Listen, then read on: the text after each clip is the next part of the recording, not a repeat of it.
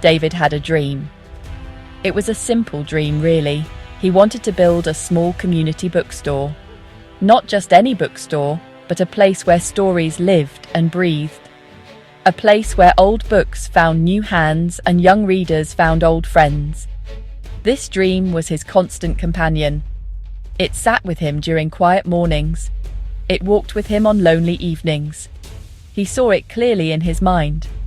The warm wooden shelves, the smell of aging paper, the soft glow of reading lamps, and the gentle hum of people lost in other worlds. This was not just a business. It was a sanctuary he wanted to create for others and for himself. He believed, with all the certainty of youth, that this dream was his alone to build. It was his mountain to climb, his ocean to cross. He thought the victory would be sweeter if he reached the summit by himself. Asking for help, to him, felt like admitting defeat before the journey even began. It felt like saying, "I am not strong enough." So he gathered his small savings, drafted a business plan on his own, and searched for the perfect little storefront, all while keeping his grand vision locked tightly within his heart. He was a solitary sailor setting out on a vast sea, convinced he needed no one else's wind in his sails. The world, however, does not always bend to a single person's will. The challenges were bigger than he had imagined. Finding a location with affordable rent was like searching for a single quiet corner in a bustling city. The landlords he met saw only a young man with a thin wallet and a head full of what they called unrealistic ideas. They saw risk. They saw inexperience. They did not see the heart behind the project. Each rejection felt like a personal failure, a crack in the foundation of his dream. He would return to his small apartment, the silence amplifying the echoes of his own doubt. Still, his stubbornness was a fortress. He told himself that this was the test. This was the part of the story where the hero faces hardship alone. He worked longer hours at his part-time job, saving every penny. He spent his nights researching zoning laws and permit applications until the words blurred together. He was a man trying to build a house brick by brick without ever asking if someone could help him carry the load. His dream was becoming less of a joyful vision and more of a heavy burden, one he insisted on carrying all by himself. The initial rejections were just the beginning of his solitary struggle. David found a small, neglected shop that he could barely afford. It was far from the charming image in his mind. The paint was peeling, the floors were stained. A persistent dampness clung to the air. But it was a start, he told himself. It was a canvas. He poured all his energy into it. He spent weekends scraping old paint, his arms aching with the repetitive motion. He tried to fix the faulty wiring himself, guided only by confusing online videos. The work was slow, and the progress was almost invisible. His friends would call, their voices full of life and laughter. "What are you up to, David?" they would ask. "Just busy," he would reply, offering no details. He didn't want their pity. He didn't want them to see the dust on his clothes or the exhaustion in his eyes. He was building his dream, and he imagined the grand reveal, where he would stand proudly and say, "I did this." The thought of them seeing him now, struggling and failing with a simple light fixture, was unbearable. Pride was the architect of the walls he built around himself, each one higher and thicker than the last. Financial pressures began to mount like a rising tide. The renovation costs were far more than his amateur estimates. The tools he needed, the materials he had to buy, each purchase chipped away at his meager funds. He started eating instant noodles for dinner, telling himself it was a temporary sacrifice. But the days turned into weeks, and the weeks into months. The bookstore, which was meant to be a place of warmth and light, remained a cold, dark shell. His dream was stalled, trapped within the four walls of his own making and his own stubborn refusal to reach out. One rainy afternoon, a circuit blew while he was testing the lights, plunging the entire shop into darkness. He slumped onto the dusty floor, surrounded by the smell of ozone and his own profound sense of failure. He was alone in the dark, literally and figuratively. The silence was no longer a companion. It was an accuser. It whispered that he was in over his head. It reminded him that he had chosen this path. The weight of his solitary effort pressed down on him, and for the first time, he felt the cracks in his fortress of pride. He had tried to be a hero, but he just felt like a fool. The dream began to feel like a curse. Every morning, David would wake up not with excitement, but with a heavy sense of dread. The bookstore was no longer a symbol of hope. It was a monument to his limitations. He would stand outside the dusty glass, looking in at the half-finished shelves and the tangled wires, and feel a deep, hollowing ache. The joy he once felt when thinking about his bookstore was gone, replaced by anxiety and the constant, nagging feeling that he was failing. The silence he had once craved now felt like an endless, empty room with no doors. His isolation had consequences that went beyond the bookstore. He grew distant from his family and friends. When his sister called to ask how he was, he would give short, clipped answers. "I'm fine," he'd say, even when his world felt like it was crumbling. He skipped gatherings and made excuses. He thought he was protecting them from his problems, but he was really just pushing them away. He was a ship taking on water, and instead of sending out a distress signal, he was turning off all his lights, hoping no one would notice he was sinking. The physical and emotional toll was immense. Sleep offered little rest, as his mind would race with worries about money, permits, and his own inability to move forward. He lost weight. There were dark circles under his eyes that spoke of sleepless nights and relentless stress. His once bright spirit seemed to dim, clouded by the persistent fog of his struggle. He was running a marathon with no finish line in sight, and he was doing it with a heavy backpack that he refused to let anyone help him carry. The dream was consuming him. One evening, his old mentor from college, a retired librarian named Mr. Harrison, happened to walk by the shop. He peered through the window and saw David sitting alone on the floor, his head in his hands. Mr. Harrison didn't see a failure. He saw a young man carrying a world of weight on his shoulders. He knocked gently on the glass. David looked up, startled, his face a mixture of surprise and shame. He hesitated, then slowly rose to unlock the door. He didn't know it yet, but this small act of opening a door was the beginning of a profound change. Mr. Harrison stepped inside, his kind eyes taking in the scene. He saw the unfinished work, the scattered tools, and the exhaustion etched on David's face. He did not offer criticism or easy platitudes. He simply walked over to a stack of uncut lumber, ran his hand over the rough surface, and spoke in a soft voice. "Building something worthwhile is hard work, David," he said. "It's even harder when you try to measure every board and drive every nail by yourself." His words were not an accusation, they were an observation, gentle and true. David stood silently, the dam of his pride beginning to crack. He had expected a lecture, or perhaps an "I told you so." Instead, Mr. Harrison's quiet understanding felt like a warm hand on his shoulder. The old librarian talked about his own youth, about the time he tried to build a library catalogue system all by himself.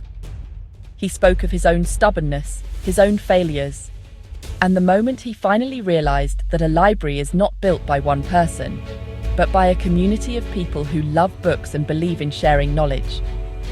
The stories resonated deep within David. He saw himself in the young Mr. Harrison, so full of ambition and so blind to the strength that lies in others. For months, David had seen asking for help as a sign of weakness. Now, listening to this wise man, he began to see it differently. Maybe, just maybe, it wasn't about admitting you were weak. Perhaps it was about admitting you were human. Perhaps it was about being smart enough to know that other people had strengths that could complement your own. It was, honestly, a simple shift in perspective, but it felt like the world tilting on its axis. With a deep breath that seemed to carry the weight of all his silent struggles, David finally spoke the words he had been holding back for so long. "I don't know what I'm doing," he admitted, his voice barely a whisper. "I need help." It was a simple, trembling confession.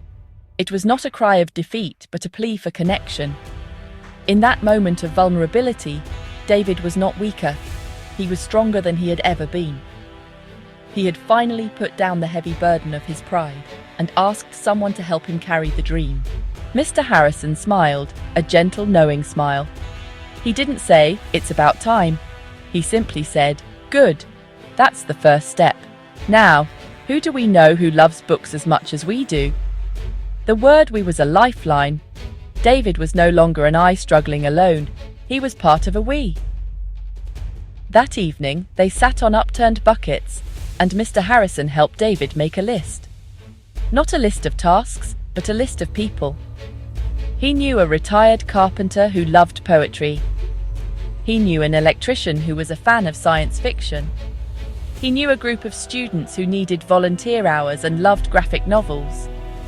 The next Saturday, the bookstore was no longer silent. It was filled with the sounds of life. The retired carpenter, a man named George, showed David how to properly measure and cut the shelves, his hands moving with the easy grace of experience. He shared stories of his life as he worked, his voice a low rumble against the buzz of the saw. David's sister, who he had pushed away, showed up with her friends. They brought paint rollers, brushes, and a picnic basket full of sandwiches. They filled the room with laughter and chatter, painting the walls a warm, inviting cream colour. The electrician came by on his day off. He looked at David's tangled mess of wires, chuckled, and said, "Let's get this sorted out." In a few hours, he had safely and professionally wired the entire shop. He refused any payment, asking only for a promise that David would stock his favourite mystery author. Students from the local college arrived, eager to help.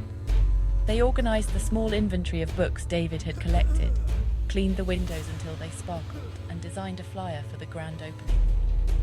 Each person brought not just their skill, but their energy and their belief in the project. David moved through the bustling room, a feeling of awe washing over him. This was not the solitary victory he had once imagined. This was something far better. It was a symphony of shared effort. He wasn't just building a bookstore anymore. He was witnessing the creation of a community, right there among the sawdust and paint fumes. He learned more in that one weekend about building and about people than he had in all his months of struggling alone. The bookstore was finally coming to life, not just through his hands, but through the hands of many. The day of the grand opening arrived. The autumn sun cast a golden glow through the sparkling, clean windows.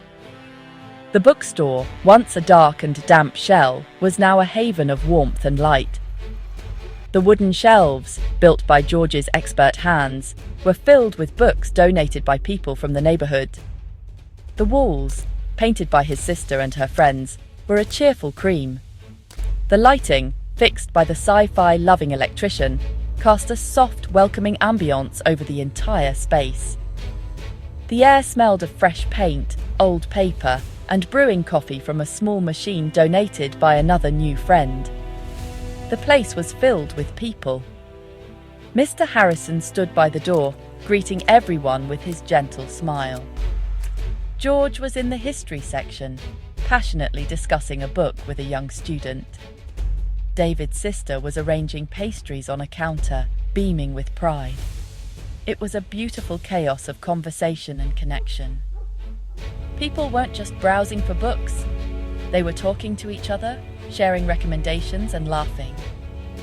David saw his dream, not just realized, but expanded and enriched in ways he could never have imagined on his own. He stood behind the small checkout counter, which he had built alongside George, and watched the scene unfold. A young girl found a book she loved, her eyes wide with wonder. An elderly couple found a rare edition they had been searching for years. Friends who had helped build the store mingled with new customers, all of them part of this new community. David felt a profound sense of gratitude that was far deeper and more meaningful than the lonely pride he had once chased. This success did not belong to him alone. It belonged to everyone in that room. The bookstore thrived. It became more than a store. It became a local hub. It hosted reading groups, poetry nights, and children's story hours. David was the anchor, but the community was the ship. He realized that his initial dream was too small. He had dreamed of a building, a business. But what was built was a home, a place of belonging. Success wasn't the moment he unlocked the door for business. It was every moment that the community walked through it, shared a story, and made the space their own. It was a living, breathing testament to the power of asking for help. Life is a lot like building a bookstore. We all have dreams we want to bring into the world. We have visions of what we want to create, whether it's a family, a career, or a piece of art. And often, we believe we have to do it alone. We carry the weight of our ambitions on our own shoulders, believing that this is what it means to be strong. We see asking for help as a crack in our armor, a sign that we are not capable enough. We build walls of pride and struggle in silence, turning our dreams into heavy burdens.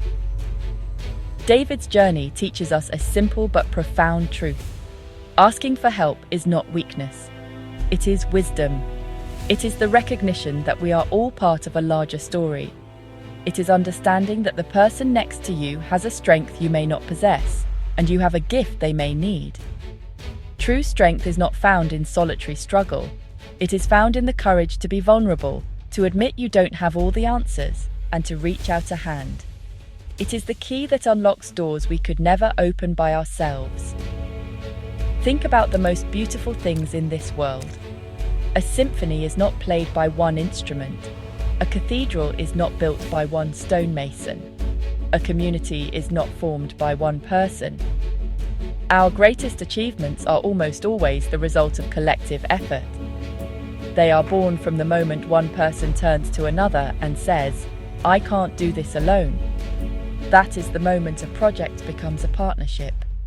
That is the moment a burden becomes a shared dream, lighter and more joyful for all who carry it. So, do not be afraid to ask. Do not be afraid to open the door and let others in. Your dream does not become smaller when you share it. It grows. It becomes richer, more resilient, and more beautiful. Like David's bookstore, it transforms from a solitary, fragile idea into a living, breathing community.